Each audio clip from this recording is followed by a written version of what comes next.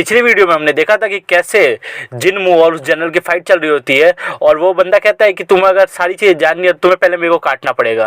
अब आगे तो इस चैप्टर के स्टार्ट में हमको जिनमू और वो जनरल आमने सामने दिखते हैं, जहां पर वो जनरल जिनमू के सामने से गायब हो जाता है और जिनमू के ऊपर से एक अटैक कर देता है, लेकिन जिनमू उस अटैक को ब्लॉक कर देता है और वो जनरल बोलता है कि मैं तुम्हें सब कुछ बता दूंगा अगर तुम मेरे को काट दोगे तो, लेकिन तुम क्यों नहीं लड़ रहे पूरी दम लगाकर। और वो जिनमू पे एक अटैक कर देता है जिसे जिनमू डॉज कर लेता है और जिनमू भी एक स्लैश मारता है जनरल की तरफ और जनरल वन सोचता है कि मैंने तुम्हारे मूव को देख लिया था, ये एक फेंट है, तुम मेरी तरफ भाग के आ रहे हो और अपने डिस्टेंस को कम कर रहे हो, ये एक तरीका है एक स्पेयर यूजर से लड़ने का। और तभी जिनमू उसके ऊपर चला जाता है और वहां से एक अटैक कर देता है, लेकिन वो जनरल उस अटैक से बहुत मुश्किल से बचता है और उसके शोल्डर पर भी एक कट लग चुका होता है और वो सोच रहा होता है कि जिनमू इतना फास्ट कैसे है और जनरल वहां से भाग जाता है और जिनमू भी उसका पीछा करने लगता है और ये लोग जंगल की तरफ आ जाते हैं, जहाँ जनरल सोच रहा होता है कि ये मेन लैंड के मार्शल आर्टिस्ट से डिफरेंट है और मैं बिलीव नहीं कर सकता कि कोई ऐसा बंदा भी एग्जिस्ट करता है। और वो जनरल भी अपनी जगह पर रुक जाता है और सोचता है कि मेरे को यहाँ पर अपना सब कुछ लगाना पड़ेगा तुमसे लड़ने के लिए और वो एक अटैक कर देता है flaming spear of the fire dragon. इसका इंपैक्ट देखते हैं हम जो कि बहुत ज्यादा होता है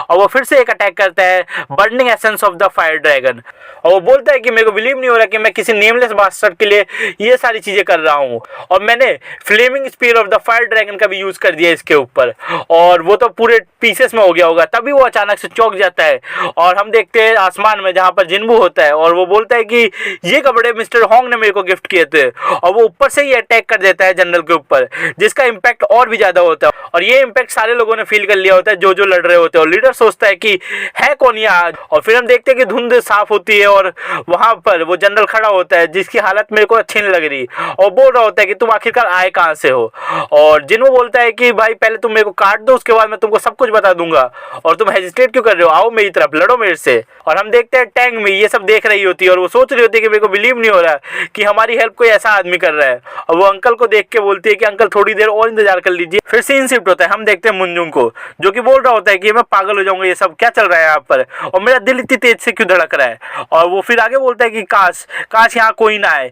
मेरे पास कोई ना आए और तभी उसका ध्यान एक बंदे के ऊपर पड़ता है और वो बंदा भी इसकी तरफ ही देख रहा होता है और मुंजुंग सोचता है कि ये मेरी तरफ क्यों देख रहा है, क्या ये इधर आने वाला है, प्लीज इधर मत आना। वो बंदा मुंजुंग की तरफ ही आने लगता है और मुंजुंग बोलता है कि मेरी बॉडी अचानक से मूव क्यों नहीं कर रही और उसे याद आने लगता है कि कैसे सीनियर ब्रदर ने उसको ट्रेन किया था और वो उसकी मदद ब्रेक्स में भी करते थे और वो बंदा मुंजुंग की तरफ आ जाता है। मुंजुंग अभी भी सोच रहा होता है कि अपनी ब्लेड भी नहीं चलाने वाला मैं, क्या मैं ऐसे ही फ्रोजन होने वाला हूँ। और फिर वो बोलता है कि मैं कितना ज्यादा पथेटिक हूँ और वो बंदा मुंजुंग के ऊपर अटैक कर देता है और मुंजुंग अभी भी सोच रहा होता है कि मैं कैसे किसी को प्रोटेक्ट करने वाला हूँ और वो उस कुक की बेटी के बारे में सोचता है और मेरे को लगता है ये पहला प्यार है इसका और वो फिर अपने स्वॉर्ड को चला देता है और हम देखते हैं कि उस बंदे ने पहले तो देखा से क्या हो रहा है क्या नहीं हो रहा, फिर हम देखते हैं उसके माथे से खून आने लग जाता है और मुंजुंग भी ये देख के हैरान हो जाता है ये क्या हुआ। हम फिर देखते हैं उसके माथे में कोई चीज मारी गई है और टैंग भी बोलती है कि तुम टेंशन मत लो, मैं पीछे से तुमको पूरा सपोर्ट करने वाली हूँ और मुंजुंग ने यहाँ पर भी किसी को नहीं मारा। खैर कुछ तो करेगा ये बंदा आगे जाकर। फिर सीन शिफ्ट होता है, हम जनरल और जिनमू की फाइट पर आते हैं और जनरल सोच रहा होता है कि ऐसा बंदा भी यहाँ पर एग्जिस्टेंस में है और अगर ये ऐसा बंदा यहाँ पर एग्जिस्टेंस में तो ये हमारे लिए बहुत बड़ा थ्रेट हो सकता है, तो मैं इसको यहाँ पर मार दूंगा इसको। और वो चिल्लाता है और बोलता है ये अब खत्म करने का वक्त हो चुका है। फिर वो एक अटैक करता है flight of the craze dragon और हम देखते हैं उस अटैक को जिनमू ने अपने हाथों से पकड़ लिया होता है और ये देख के उस जनरल का मुंह खुला का खुला रह जाता है कि इस बंदे ने अपने हाथों से अटैक कैसे पकड़ लिया। और जिनमू उसके एक्स को काट देता है और बोलता है कि अब बताओ तुमको कितना काटना है मेरे को और क्या अब तुम मेरे से बात करने वाले हो। इस चैप्टर के स्टार्ट में हम देखते हैं कि वो बंदा बहुत ज्यादा डर चुका है जिनमू को देखकर और बोलता है कि तुम क्या कह रहे हो, मैं अभी तक। और तभी जिनमू आगे की तरफ चलता है और वो बंदा पीछे की तरफ होने लगता है और वो गिर जाता है और गिरते गिरते बोलता है कि तुमने अभी तक मेरे को नहीं काटा है, ये खत्म नहीं हुआ। और तभी जिनमू उसके ऊपर एक अटैक कर देता है और बोलता है कि अगली तुम्हारी गर्दन होने वाली है, जल्दी बात करना चालू करो। और वो बंदा दर्द में चिल्लाते हुए कहता है कि हाँ मेरे को याद आ गया, हाँ व्हाइट ड्रैगन मर्चेंट ट्रूप के डिस्पेयर में हमारे यहाँ थे, हमने उनको डिस्पेयर किया है। और सीन शिफ्ट होता है, हम आते लीडर जोंग और वाइस लीडर की लड़ाई के ऊपर, जहां पर लीडर जोंग ने एक बहुत तगड़ा अटैक कर रखा है उस बंदे के ऊपर जिसका नाम है triumphant fangs of the fire dragon. और हम देखते हैं एक अटैक के अंदर लीडर जोंग ने उस बंदे को मार दिया होता है और लीडर जोंग बोलते हैं कि मैं तुम्हारे ऊपर इजी जाने वाला था परसिस्टेंट बास्टर्ड। और तभी वो पीछे मुड़ के देखते हैं और वो उस बंदे को देख के थोड़ा सा शॉक हो जाते हैं और वो चिल्ला के बोलते हैं कि ये पॉइजन बॉम्ब है, जल्दी यहाँ से भागो। सीन शिफ्ट होता है, हम जंगल की तरफ आते हैं जहाँ पर जिनमू जनरल होते हैं और जिनमू बोल रहा होता है कि मैंने इतना तो खुद ही सोच लिया पता, तुम ये बताओ कि किसने। और तभी वहां पर एक अटैक होता है एक एरो से, उस एरो के ऊपर एक पॉइजन पाउच होता है और जिन्मू सोचता है कि पॉइजन को डिस्ट्रैक्शन के रूप में यूज करना। क्या वो भाग गया? और वो बंदा भाग चुका होता है और जिन्मू बोलता है कि मैं उसको भागने नहीं दूंगा। और जिन्मू एक छलांग लगाता है और ऊपर की तरफ चला जाता है और वो देख लेता है वो बंदे कहाँ भाग रहे होते हैं और जिन्मू उनका पीछा करने लगता है। लेकिन जैसे ही जिन्मू उनका पीछा करता है उसके ऊपर एक अटैक हो जाता है और उसके ऊपर बहुत सारे एरो से अटैक होने लगते हैं और जिन्मू उन अटैक से बचते बचते उन बंदों को ढूंढने लगता है जो कि उनके ऊपर अटैक कर रहे होते हैं और जिन्मू उन बंदों को ढूंढ लेता है और वहां पर उनके बीच में जाकर खड़ा होता है और बोलता है कि मेरे क्वेश्चंस के आंसर दे दो, हम खून खराबा अवॉइड कर सकते हैं। और वो दोनों बंदे जिन्मू को पकड़ लेते हैं और वो बोलते हैं ये है the beginning of the end. और दूसरा बंदा बोलता है कि ये ग्लोरी है उनके लिए और वो दोनों फूट जाते हैं और जिन्मू उनसे बच जाता है और सोचते हैं कि उन लोगों ने खुद को ही ब्लॉक कर लिया। और उनका क्या मतलब था the beginning of the end से?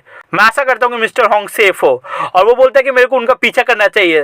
तभी वो पीछे मुड़ता है और सोचता है कि चलो वो तो वहां से भाग चुके हैं, मेरे को अब वापस चलना चाहिए। और वो अपनी शेल्थ को ढूंढने लगता है और सीन शिफ्ट होता है, हम देखते हैं वो फाइट खत्म हो चुकी है और ये लोग अपना रीग्रुप करते हैं और लीडर बोल रहा होता है कि कितना खराब गया हमारा पहला दिन नाम के अंदर। और वहाँ वाइस लीडर आया था और बोलता है कि लीडर मेरे को माफ कर देना, ये सब मेरी गलती है। और लीडर बोलता है कि तुम्हारी गलती नहीं है, ये मेरी गलती है, मैंने बहुत बड़ा मिस्टेक किया है मुहान, हम हमेशा ट्रबल्स के अंदर जाने वाले हैं पर इंपॉर्टेंट ये है कि हम उसको सॉल्व कैसे करें। तो चलो इस ट्रबल को भी सॉल्व करते हैं। और फिर सीन शिफ्ट होता है और हम देखते हैं कि लीडर और वाइस लीडर ग्रीट कर रहे होते हैं टेंगी को और वो खुद का इंट्रोडक्शन दे रहे होते हैं। टेंगी भी उनकी तरफ देखता है और खुद के बारे में बताता है कि मैं टैंग फैमिली प्रोसेसर हूँ 10,000 पॉइजन्स का, टैंगी मून। और वो आगे बोलता है कि हमारी वजह से लगता है तुम लोगों को बहुत ज्यादा ट्रबल हो चुकी है और रिवार्ड के रूप में हम व्हाइट ड्रैगन मर्चेंट ट्रूप को 10 फोल्ड देंगे। और लीडर और वाइस लीडर ये देख के थोड़ा खुश होते हैं और टैंगी कहता है कि मेरी भतीजी ने बताया कि तुम लोगों ने क्या क्या किया और ये एक्शंस में कभी नहीं भूलने वाला। और वाइस लीडर कहता है कि हमें माफ कर दे, हमने सोचा, हमने आपकी इमीडिएट हेल्प नहीं की। और टैंगी कहता है कि इसमें सॉरी की क्या बात है, ये अंडरस्टैंडेबल है, यही तो है नेचर ऑफ द वर्ल्ड। और एल्डर योंग कहते हैं कि प्लीज हमें माफ कर दीजिए एल्डर टैंग, हमें पता रहता कि आप द ग्रेट टैंग फैमिली से, तो हम कभी हेजिटेट नहीं करते और आपकी मदद करते, लेकिन हमको भी अपने बारे में सोचना होता है और मेरे को सोचना पड़ता है दी आयरन ब्रिगेड के इसमें इन्वॉल्व उनसे उनको क्या क्या मिल सकता है। और टैंगी कहता है कि तुमको देख के लगता है कि तुम लोग दूसरों की लाइफ को उनके स्टेटस से वैल्यू करते हो। और लीडर योंग कहता है कि आपने ही तो बोला यही है true nature of the world. और टैंगी उनकी बात सुनता है और हंसते हंसते बोलता है कि हाँ हाँ हाँ बिल्कुल सही बोल रहे हो, मैंने एक बहुत ज़्यादा वैल्यूबल लेसन सीखा है आज से और मैं ये लेसन कभी नहीं भूलने वाला। और वो आगे कहता है कि पर तुम एक्सपेक्ट मत करना से इससे तुमको ज़्यादा रिटर्न मिलने वाला है, मैं भी जानता हूँ true nature of the world के बारे में। और लीडर योंग कहते हैं कि अरे आप गुस्सा नहीं हो, यही हमारे लिए बहुत बड़ा पेमेंट है। और टैंगी बोलता है कि मेरी इंटेलिजेंस की वजह से मैं आज तुम लोगों के साथ यहाँ पर रहने वाला हूँ। और वो मन में सोचता है कि आयरन ब्रिगेड का लीडर ये कोई आम बास्टर्ड नहीं है। फिर हम देखते हैं कि वहाँ से लीडर वाइस लीडर जाने लगते हैं और टैंगी मुंजुंग कहता है कि तुमने हमारी प्रोटेक्शन की लिटिल बॉडीगार्ड, लेकिन अब तुम इस एरिया से चले जाओ क्योंकि मैं कुछ करने वाला हूँ जिस एरिया में पॉइजन होने वाला है। और ये सुनकर टैंग भी बोलती है कि क्या अंकल करने वाला है ये वो। और टैंगी अपने भतीजे से बोलता है कि तुमको टेंशन लेने की जरूरत नहीं है, तुमने इस सिचुएशन को बहुत अच्छे से हैंडल किया, लेकिन अब ये मेरी टर्न है कि मैं रिटर्न करूँ इस फेवर को। तो ये तुम्हारी ड्यूटी है टैंग मी कि तुम किसी को मेरे पास मत आने देना। और फिर वो कुछ करने लगते हैं जिससे वहाँ पर बहुत ज़्यादा पॉइजन होने लगता है और लीडर और वाइस लीडर सोच रहे होते हैं कि ये है मास्टर ऑफ द पॉइजन और शायद से ये इस चीज़ से खुद को हील कर रहे हैं। और वाइस लीडर बोलते हैं क्या ये इसे इनहेल करने वाले हैं? और लीडर बोलते हैं कि मेरे को भी नहीं पता इस आदमी के बारे में ज़्यादा। और हम फिर देखते हैं टैंगी जो कि उस पॉइजन को इनहेल करके एक्सहेल कर रहे होते हैं और तभी वहाँ पर जिन्मू आ जाता है और टैंग मी वहाँ पर जाती है और बोलती है कि अच्छा हुआ तुम सेफ हो। और टैंगी भी खुद को इंट्रोड्यूस करता है जिन्मू से और जिन्मू भी खुद को इंट्रोड्यूस करता है और टैंगी कहता है कि मैं तुमसे अच्छे से ग्रीट तो करना चाहता हूँ पर मेरी सिचुएशन ऐसी नहीं है मैं तुमसे ऐसे अच्छे से खड़े होकर पूरे कटसी से ग्रीट कर पाऊँ। और जिन्मू बोलता है कि मैं समझ सकता हूँ कैसी है आपकी इंजरीज। और टैंगी कहता है कि तुम्हारी मदद की वजह से मैं अपने आप को बेटर कर पाया, ये फेवर मैं जरूर रिटर्न करूंगा। और लीडर भी जिन्मू की तरफ देखते हैं और लीडर बोलते हैं जिन्मू तुम अब से ऐसे बंदे बन चुके हो जिसकी बातें अब पूरे म्यूजियम में होने वाली है। इस चैप्टर के स्टार्ट में दिखाया जाता है कि जिन्मू और यूनाम के गोनम्यू डिस्ट्रिक्ट में जा रहे होते हैं जहाँ टैंग मी मुंजुंग को कह रही होती है कि बॉडीगार्ड तुम्हारा शुक्रिया। और मुंजुंग बोलता है कि सीनियर सिस्टर अगर आप हेल्प नहीं करते तो मैं अभी तक मर चुका रहता। और फिर हम देखते हैं जिन्मू को जो कि वही कपड़ा सिल रहा होता है और टैंगी कहता है कि हम यूनाम आने वाले और यहाँ से शॉपिंग डिस्ट्रिक्ट बहुत पास में है तो तुम वहाँ पर जाकर कुछ नए कपड़े क्यों नहीं खरीद लेते और अगर तुम्हारे पैसे ना हो तो मैं तुम्हारे लिए कपड़े खरीद सकता हूँ। फिर जिन्मू कहता है कि मैं इस ऑफर को अप्रिशिएट करता हूँ लेकिन ये कपड़े किसी डियर ने मेरे को गिफ्ट किए थे। और टैंगी सोचता है कि इस इंसान को पता है कि इसको कब थैंकफुल और कब हम्बल रहना है। फिर जिन्मू कहता है कि तुम कैसा फील कर रहे हो, और टेंगी कहता है कि मैंने फुल्ली रिकवर कर लिया है सिर्फ तुम्हारी वजह से।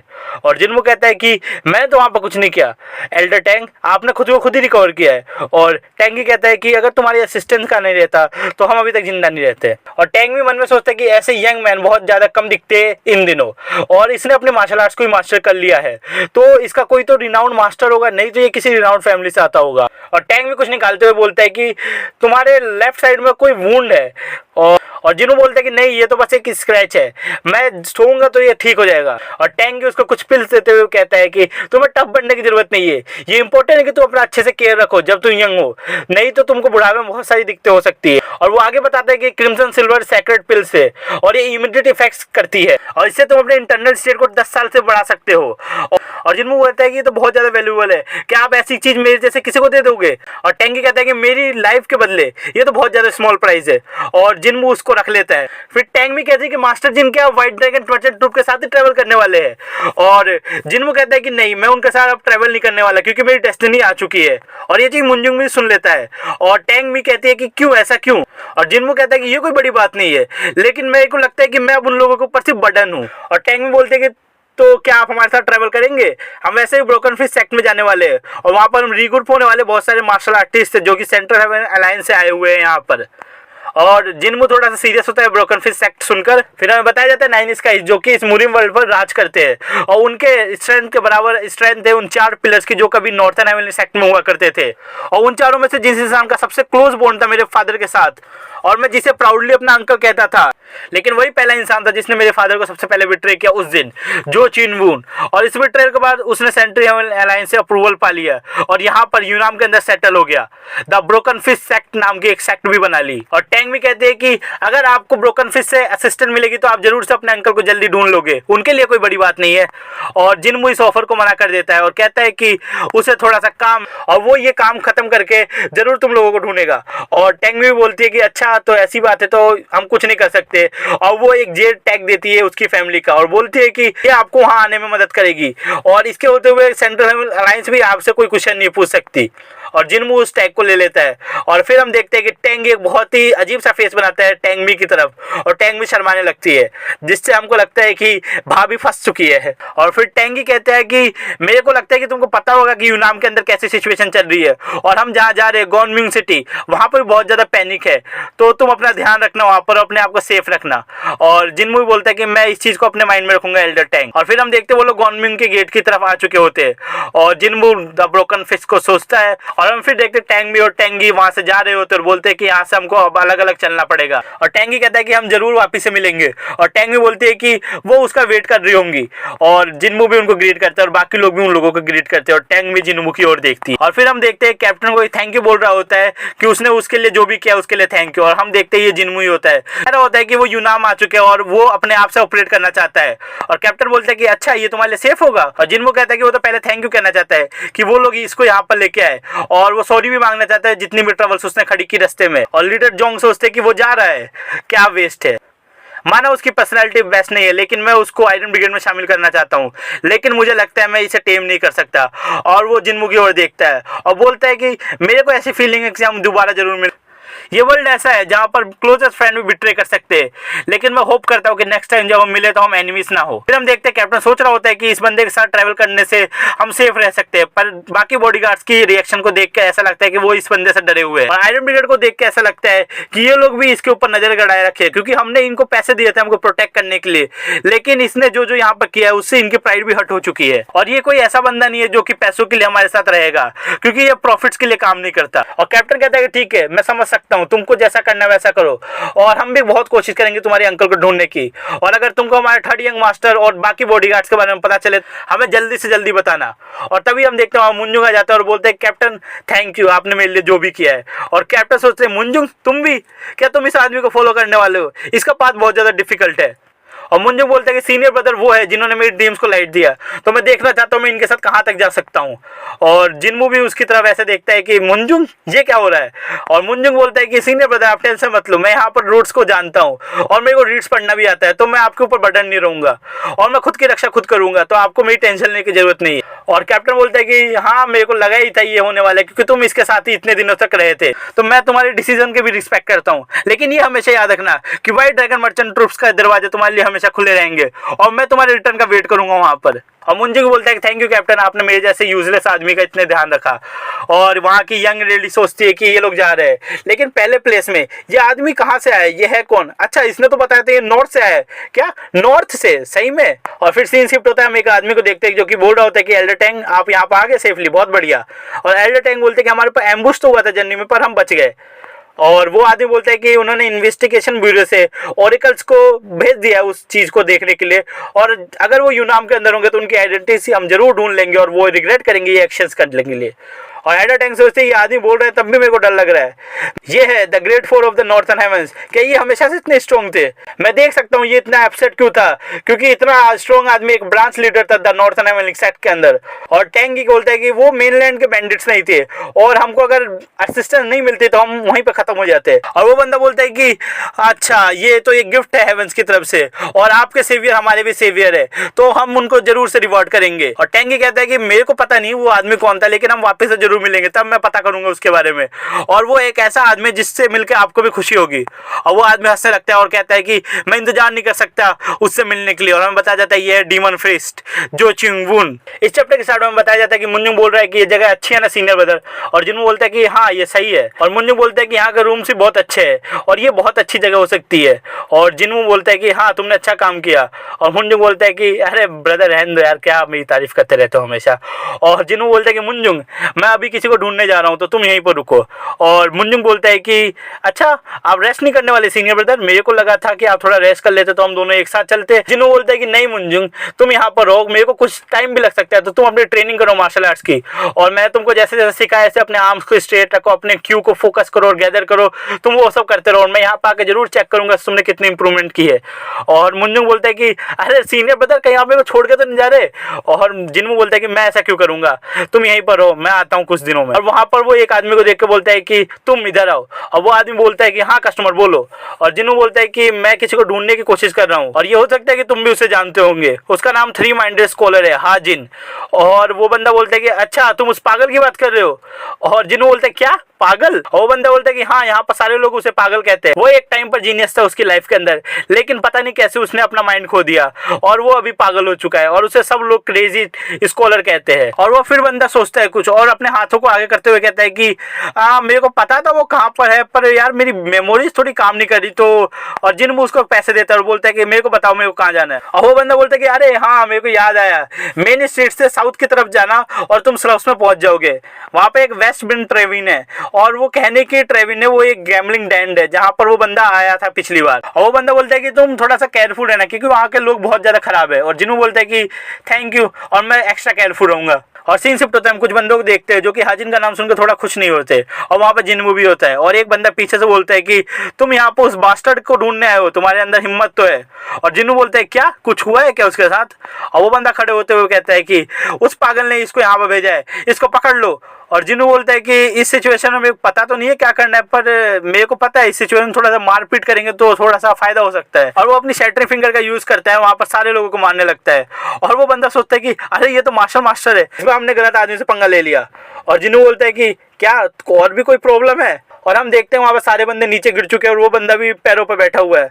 और वो बोलता है कि क्या कोई प्रॉब्लम। अरे मैं सरकार आपको सब बताऊंगा यार मालिक, कोई प्रॉब्लम नहीं है। और जिन्हों बोलता है कि अच्छा तो हम बात कर सकते हैं। और वो बंदा बताने लगता है हाजिन के बारे में। पहले वो खुद के बारे में बताता है कि उसका नाम मार डेंग है और वो गैम्बलिंग डेन का ओनर है। एक दिन हाजिन कहाँ से आ गया किसी को नहीं पता और उसने पूरा इस गैम्बलिंग डेन को लूट लिया। हमको पता है हम यहाँ पर कोई लीगल काम नहीं कर रहे, तो हमने सोचा था उसका हम एक हाथ काट के छोड़ देंगे, लेकिन वो अपनी उंगली को ऊपर की तरफ दिखाने लग गया। और जब हमने ऊपर देखा तो हमने वहाँ पर सबसे ज़्यादा खूबसूरत लड़कियाँ देखी और हमको लगा ये कोई परी है।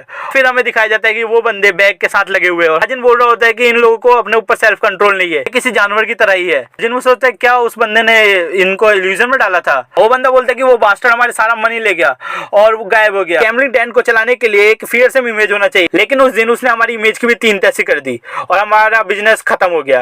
और जिन्हों बोलता है कि क्या तुम्हें पता है वो कहाँ पर है। और वो बंदा बोलता है कि मैं उस बास्टर्ड को लोकेट करने की बहुत ट्राई कर रहा हूँ और मैं उसे मारना चाहता हूँ, लेकिन मैं अभी तक उसको ढूंढ नहीं पाया। और आखिरी चीज जो मैंने सुनी थी कि वो कैटल मार्केट के अंदर दिखा था और मेरे को नहीं पता कि ये सच्ची बात है या झूठी बात है। वो बंदा बोलता है कि मालिक वो अपना हाथ थोड़ा सा हटा लेते हैं, मेरे को थोड़ा डर लग रहा है। और जिन्हों बोलता है अरे माफ करना यार, मैं तो भूल ही गया था।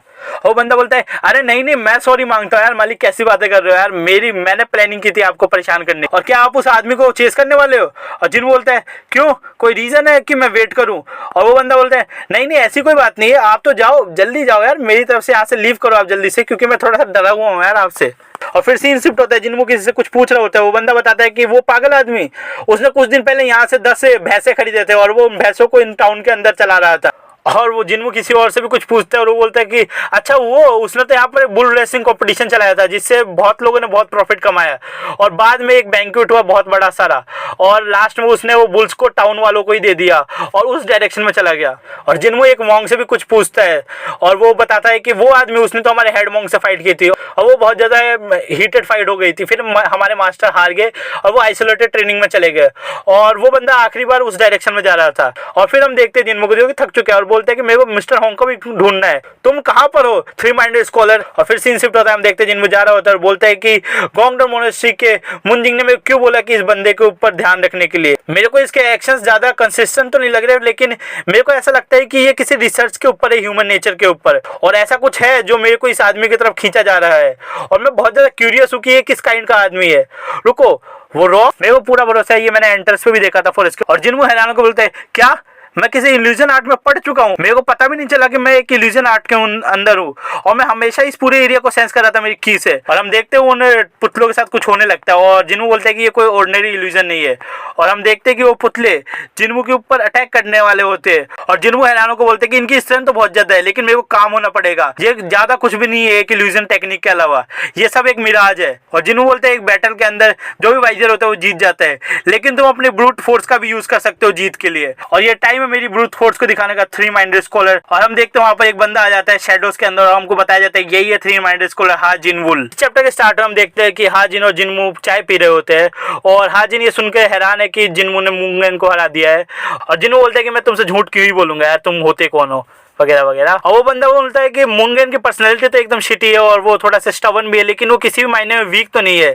और ये बंदा बोल रहा है कि इसने उसको हरा दिया है और इसके अपीयरेंस से लगता है कि ये कोई स्ट्रॉन्ग बंदा नहीं है, लेकिन ये कम से कम पीक रैंक पर तो होगा।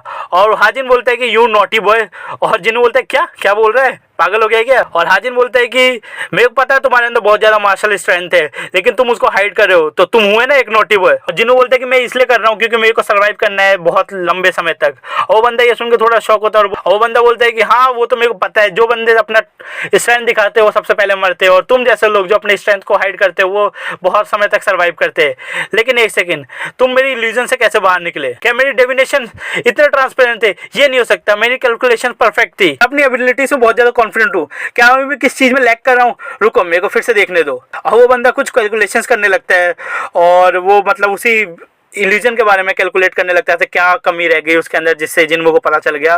और जिन्मू ये सब देख के मतलब थोड़ा सा वो हो जाता है, हैरान सा हो जाता है और सोचता है कि ये सडन मूड शिफ्ट क्या हुआ, मेरे को लगता है सारे जीनियस ऐसे ही होते हैं। और जिन्मू बोलता है कि मैं अपने सेंसेस की वजह से ये बता सका था। और वो बंदा बोलता है सेंसेस, और जिन्मू बोलता है हाँ सेंसेस, मैं अपनी सेंसेस से बता सकता था मेरे को कहाँ अटैक करना है। और थोड़ी सी शांति हो जाती है इनके बीच में और वो बंदा हंसते हुए बोलता है कि ओ तुम्हारे सेंसेस अमेजिंग है, लेकिन मेरे को लगता है कि तुम्हें पता होगा कि तुम्हारा एक मिस्टेक तुमको मार सकता था। और जिन्हों बोलता है कि मेरे को समझ नहीं आ रहा कि तुम्हारे इल्यूजन टैक्टिक्स इतने कॉम्प्लिकेटेड क्यों है, क्या तुम हेवेंस और किसी चीज को टेक डाउन करने की कोशिश कर रहे हो। और वो बंदा बोलता है कि क्या हेवेंस, हाँ अगर मैं कुछ ऐसा कर पाता तो ये बहुत ज्यादा अमेजिंग होता और मेरे को आशा है कि मैं ये अकम्प्लिश कर सकूं, लेकिन तुम कौन हो। और जिन्हों बोलता है कि मेरा नाम जिन है, और हाजिन बोलता है कि नहीं तुम्हारा नाम नहीं, मेरे को ये समझ नहीं आ रहा कि तुम आखिरकार हो कौन। और जिन्नू थोड़ा शांत हो जाता है और बोलता है कि ये मैटर नहीं करता है, मेरी कोई आइडेंटिटी नहीं है। और हाजिन बोलता है कि अरे नॉटी बॉय, तुम अभी भी ऐसे एक्ट करने वाले हो, तो चलो ये बताओ तुम मेरे को ढूंढते हुए यहाँ पर क्यों आए हो। और जिन्नू बोलता है क्योंकि एल्डर मुंग ने मेरे को ऐसा बोला था कि मेरे यहाँ पर कोई ऐसा आदमी है जिससे मेरे को मिलना चाहिए और मैं अपनी क्यूरियोसिटी को सेटिस्फाई कर रहा हूँ। और वो बंदा बोलता है क्या तुम पागल हो। और वो बंदा हंसते हुए बोलता है कि अच्छा तो अपने आप को फ्री फील करो, मेरे से कोई भी क्वेश्चन पूछेंगे, जैसे कि मेरी स्किन के बारे में पूछ लो, मैं इतना यंग कैसे दिखता हूँ इसके बारे में पूछ लो, या फिर कुछ भी पूछ सकते हो। और ये बंदा सही में पागल है यार। और जिन्हों बोलते हैं कि एक बंदा 6 महीने पहले यहाँ से मिसिंग हो गया था, तो क्या तुम उसके बारे में कुछ बता सकते हो। और वो बोलता है कि हाँ वो व्हाइट ड्रैगन मर्चेंट ट्रूप। और जिन्हों बोलता है हाँ बिल्कुल सही बोल रहे हो, मेरे को लगता है कि तुम्हें कुछ पता है। और वो बंदा बोलता है कि जो पर्सन मिसिंग हुए थे क्या वो ब्लड रिलेटेड है। और जिन्हों बोलता है नहीं। और हाजिन बोलता है कि तब तो तुमको उनके ऊपर गिव अप कर देना चाहिए, लेकिन जिन्नू बोलता है कि ऐसा मैं नहीं कर सकता। और वो बंदा फिर से बोलता है कि क्या तुम अपनी लाइफ को भी इस चीज़ के लिए एंडेंजर कर सकते हो। और जिन्नू बोलता है हाँ मैं ऐसा कर सकता हूँ और मैं अपनी लाइफ को खतरे में डालने के लिए तैयार हूँ। वो बंदा थोड़ा और शौक हो जाता है और वो हाजिन बोलता है कि जेड सिटी के अंदर जाओ फिर।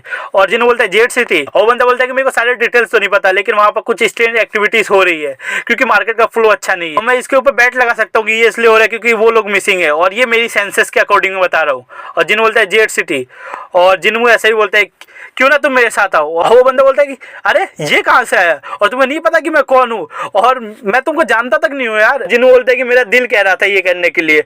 और वो बंदा बोलता है सही में तुम पागल हो और तुम अपने सेंसेस और हट की बात करते हो, क्या तुम कोई सपने देखने वाले। और हाजिन बोलता है कि पहली बात तो मेरे को तुम्हारे बिजनेस में इन्वॉल्व होने की कोई जरूरत ही नहीं है, मैं अपनी लाइफ यहाँ पर कंफर्टेबली जी रहा हूँ। और जिन्नू बोलता है क्या तुम डर गए।